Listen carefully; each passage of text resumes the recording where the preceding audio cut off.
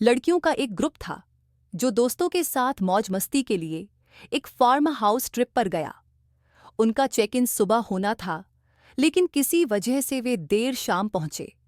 Farm house सुनसान इलाके में था और आसपास कोई दूसरी बस्ती नहीं थी। जैसे ही वे अंदर गए, उन्हें फार्म हाउस का पुराना और रहस्यमय माहौल महसूस हुआ। दीवारों पर पुरानी पेंटिंग्स और झाड़ फानूस लटक रहे थे, जिनसे अजीब सी छायाएं बन रही थीं। लेकिन लड़कियां इसे नजरअंदाज करते हुए मस्ती में लग गईं। शाम के समय जब वे गार्डन में खेल रही थीं, तभी एक लड़की को ऐसा लगा जैसे किसी ने उसका नाम लेकर आवाज दी। आवाज धीमी और रहस्यमयी थी, मानो हवा में घुली हुई। उसने इसे अनसुना कर दिया और बाकी सबके साथ मस्ती में खो गई। लेकिन उसके चेहरे पर हल्की बेचैनी साफ झलक रही थी। कुछ देर बाद सबने अपने कपड़े बदले और स्विमिंग पूल में कूद गए। ग्रुप में एक लड़की थी जिसकी लंबाई 6 फीट थी और जिसे बेहतरीन तैराकी आती थी। वह हमेशा पानी में आत्मविश्वास से रहती थी, लेकिन अचानक वह पानी में डूबने लगी। पहले तो बाकी लड़कियां यह सोचकर हंसने लगीं कि वह मजाक कर रही है, लेकिन जब वह पानी के ऊपर नहीं आ पाई तो सब घबरा गईं।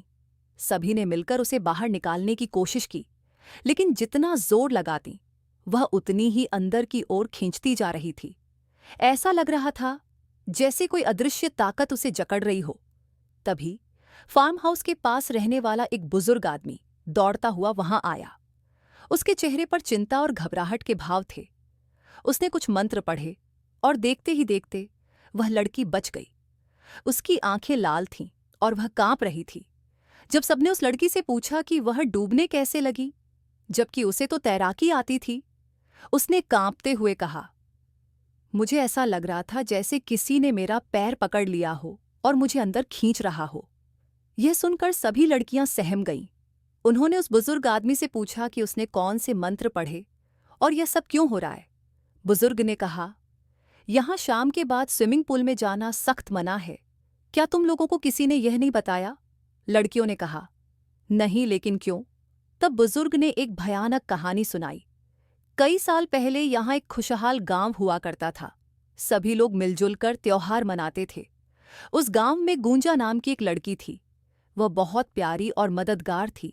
लेकिन एक दिन कुछ जमींदार आए और उन्होंने गांव वालों को झूठे सपने दिखाकर धोखे से उनके दस्तावेजों पर साइन करवा लिए। गांव वालों की मजबूरी का फायदा उठाकर उन्होंने सब कुछ छीन लिया। गूंजा ने यह सब सहन नहीं किया। उसने जमींदारों के खिलाफ आवाज उठाई, लेकिन वे निर्दयी लोग थे। उन्होंने उसे बेरहमी से मारा और यहीं इस जमीन में जिंदा गाड़ दिया। उसकी आत्मा आज भी इस जगह भटकती है।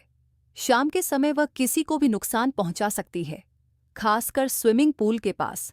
और हां, अगर शाम के वक्त कोई तुम्हें नाम लेकर पुकारे तो कभी पीछे मुड़कर मत देखना। यह सुनकर लड़कियां और भी डर गईं। तभी ग्रुप की एक लड़की को याद आया कि जब वे गार्डन में खेल रही थीं, तब किसी ने उसका नाम लेकर पुकारा था, लेकिन उसने ध्यान नहीं दिया था। उसका चेहरा सफेद पड़ गया। उसने घबराकर कहा, अगर मैंने उस वक्त पीछे मुड़कर देखा होता तो क्या होता? बुजुर्ग ने गहरी सांस लेते हुए कहा, शुक्र है कि तुमने नहीं देखा। जो लोग उसकी आवाज पर ध्यान देते हैं, वे कभी वापस नहीं आते।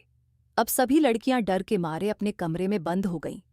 कमरे में खिड़की से आती हल्की हवा और दरवाजे की चरमराहट भी उन्हें डराने लगी। हर छोटी छोटी आवाज उनके दिल की धड़कन तेज कर रही थी। एक लड़की ने हिम्मत करके खिड़की से बाहर झांका तो उसे पूल के पास किसी सफेद साड़ी में लिपटी आकृति खड़ी नजर आई। उसने चीखते हुए खिड़की बंद कर दी और बाकी लड़कियों को यह बात बताई। सबने एक दूसरे का हाथ पकड़ लिया और रात भर जागती रहीं। जैसे ही सूरज उगा, लड़कियों ने तुरंत फार्मा हाउस छोड़ दिया। उनके चेहरों पर डर और बेचैनी साफ झलक रही थी। जाते जाते उन्होंने बुजुर्ग से कहा, हम फिर कभी ऐसी जगह नहीं आएंगे। बुजुर्ग ने सिर हिलाते हुए कहा, याद रखना, कुछ रहस्यों को छेड़ना नहीं चाहिए। लड़कियां वापस तो लौट आईं, लेकिन गूंजा की दर्दनाक कहानी और वह रात उनके दिल और दिमाग पर हमेशा के लिए छा गई। क्या आप ऐसी जगह पर जाने की हिम्मत करेंगे?